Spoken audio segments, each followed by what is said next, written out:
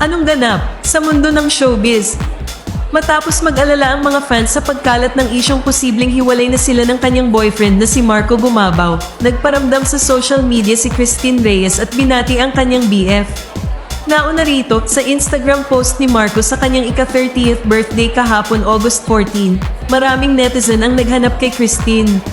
Kasabay din kasi nito ay nag-deactivate si Christine sa kanyang IG account na lalo pang ipinag-alala ng mga fans. Pero sa post ni Christine sa FB story ngayong araw na ito, binati nito si Marco at sinabing mahal niya ito. Isang larawan nila ni Marco ang ipinost ni Christine na nilagyan ito ng caption na, "Mahal ko yan, 30 na yan siya."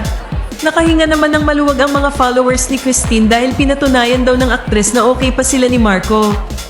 Nagsalita rin ng kapatid ni Christine na si Ara Mina patungkol sa kumakalat na chikang hiwalayan.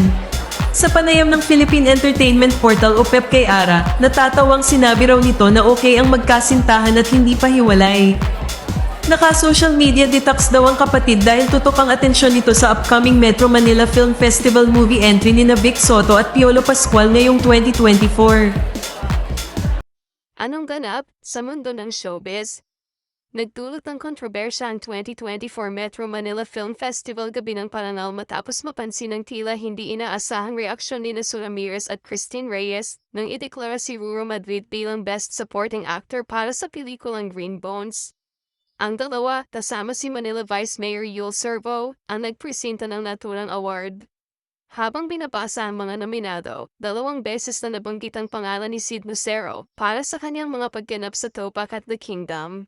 Narinig pa umano si Christine na nagsabi, kailangan si Sid to bago tuluyang ideklara si Ruro Madrid bilang panalo. Nang inanunsyo ang resulta, napansin ng ilang netizens ang reaksyon ng dalawa na tila nagulat at hindi Anong ganap sa mundo ng showbiz? Nag-viral sa social media ang isang video ni Christine Reyes mula sa gabi ng parangal ng ika-50th Metro Manila Film Festival. Sa naturang video, makikitang umiiyak si Christine habang may kausap sa telepono at nagmamadaling lumabas ng venue na may kasamang mga security personnel. Dahil sa video, maraming netizens ang nagtaka kung ano ang nangyari sa aktres. Nagkaroon ng iba't ibang spekulasyon, ngunit hindi nagtagal ay napawi ang haka-haka nang mag-post ang kanyang kapatid na si Ara Mina sa Instagram stories. Ayon kay Ara Mina, nagkaroon ng family emergency si Christine dahil na-ospital ang kanilang ina. Sa post ni Ara, makikitang nasa ospital ang kanilang ina na nakahiga sa hospital bed. Ibinahagi rin niya na kasama niyang naghintay si Christine habang inaayos ang paglipat ng kanilang ina mula ER patungo sa isang kwarto sa ospital.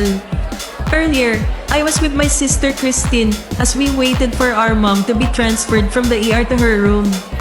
Caption ni Ara. Sinundan ito ng isa pang larawan kung saan nasa hospital room na sila at sinabi ni Ara